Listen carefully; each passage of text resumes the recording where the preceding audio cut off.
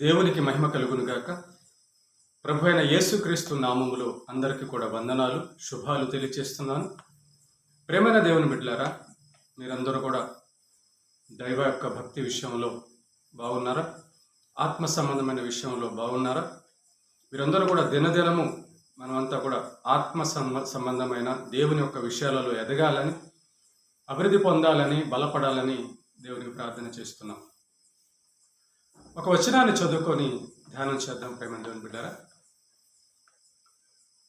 పరిశుద్ధ గ్రంథంలో ఒక వచనాన్ని చదువుకొని పరిశీలిద్దాం. మత్తయి సువార్త 12వ అధ్యాయము 30వ వచనం. మత్తయి సువార్త 12వ అధ్యాయము 30వ వచనం.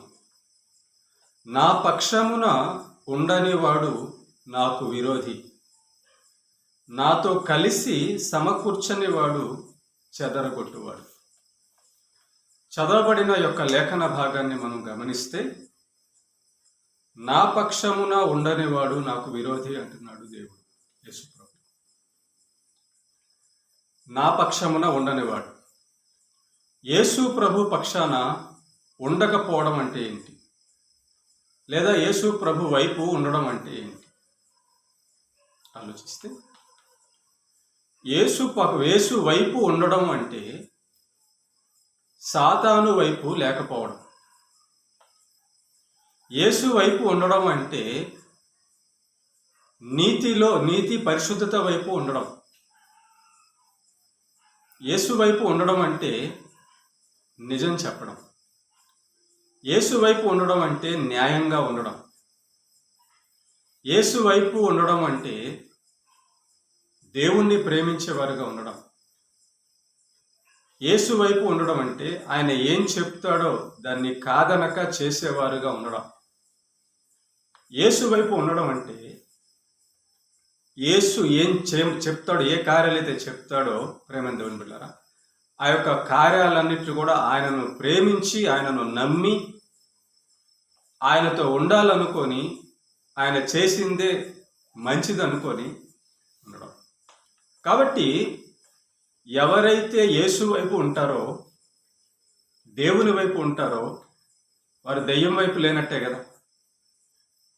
ఎవరైతే యేసు వైపు ఉంటారో వారు అబద్ధం చెప్పకుండా నిజాలు చెప్తున్న వారుగా ఉండే విధానంలో ఉన్నట్లే కదా.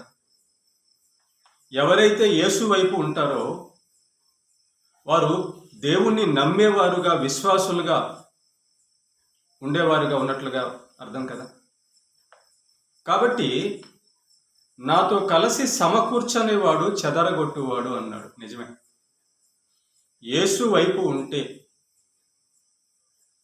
యేసు మనకిచ్చేటటువంటి మాట, యేసు మనకు తెలియచేసేటటువంటి జ్ఞానం ఏంటి అంటే మన ఆత్మల రక్షణ. మన ఆత్మ రక్షణ విషయంలో దేవుడు ఒక్కడే సహాయం చేయగలడు.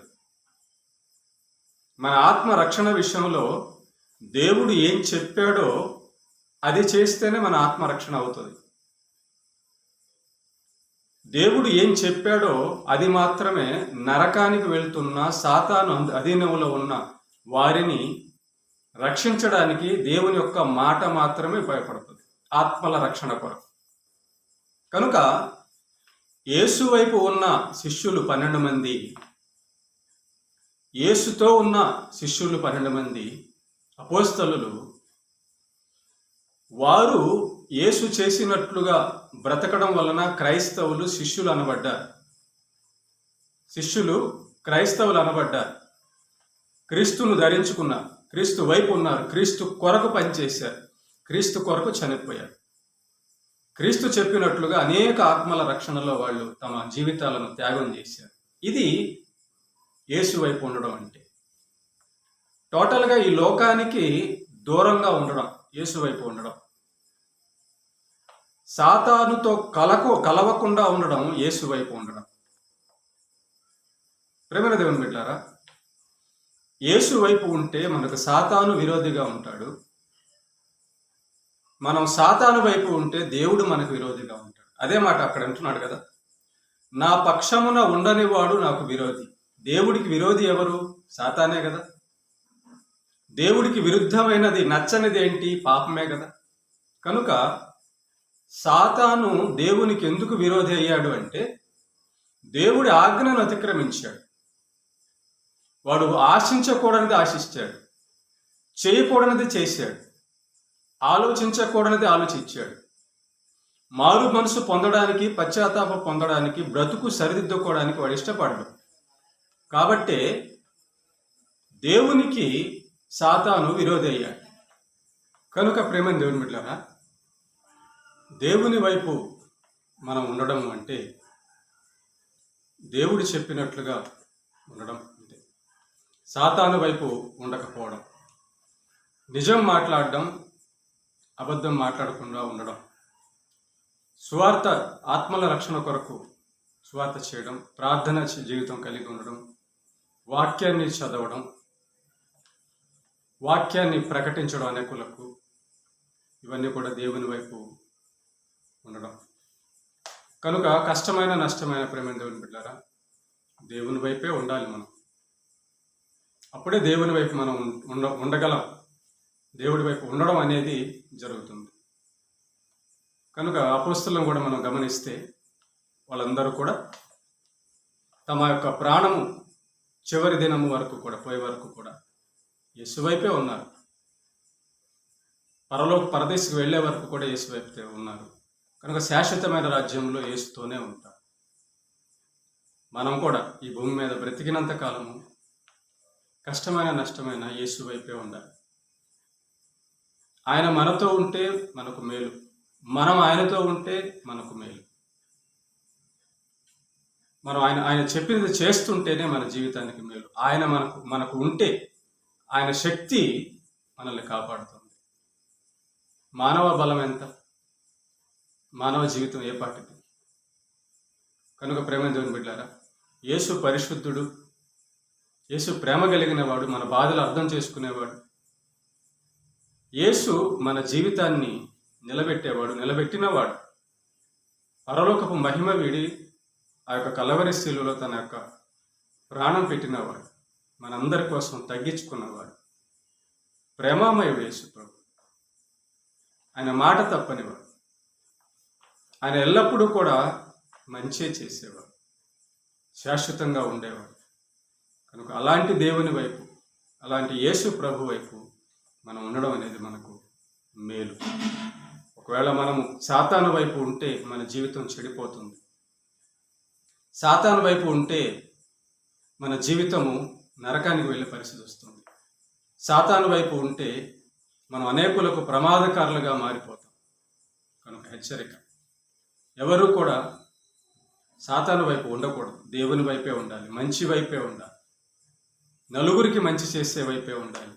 అది యేసు ప్రభు యొక్క గుణలక్షణాలు, దేవుణ్ణి కలిగి ఉన్న భక్తుని యొక్క గుణలక్షణాలు.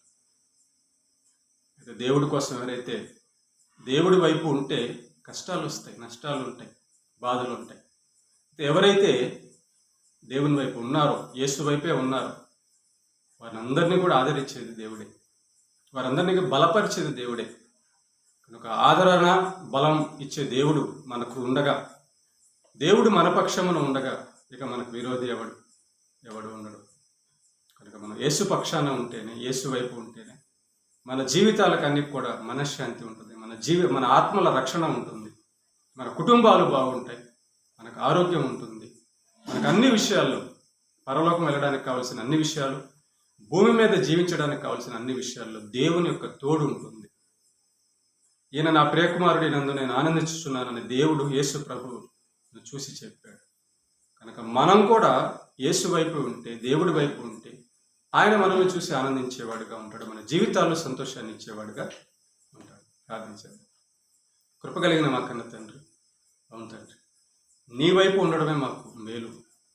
నీ వైపు ఉంటేనే మేము నీతిమంతులుగా ఉంటాం. నీ వైపు ఉంటేనే మా ఆత్మలు రక్షించబడతాయి. నీ వైపు ఉంటేనే నాయన సాతాను నుంచి మేము సాతాన్ని జయించగలం. సాతాను శోధనలను అన్ని కూడా గెలవగలం. సాతాను ప్రమాదాలను పసిగట్టగలం. నీ వైపు ఉంటేనే నువ్వు మాకు జయాన్ని అనుగ్రహిస్తావు. కాబట్టి వాక్యం ఎవరైతే వింటున్నారో, ఏ స్థితిలో ఉన్నానైనా నీ వైపు ఉంటేనే వారికి రక్షణ, ఏ స్థితిలో ఉన్నా నీ వైపు ఉంటేనే అభివృద్ధి, నీ వైపు ఉంటేనే మేలు, ఆశీర్వాదం అని నీవు తెలియజేశావు.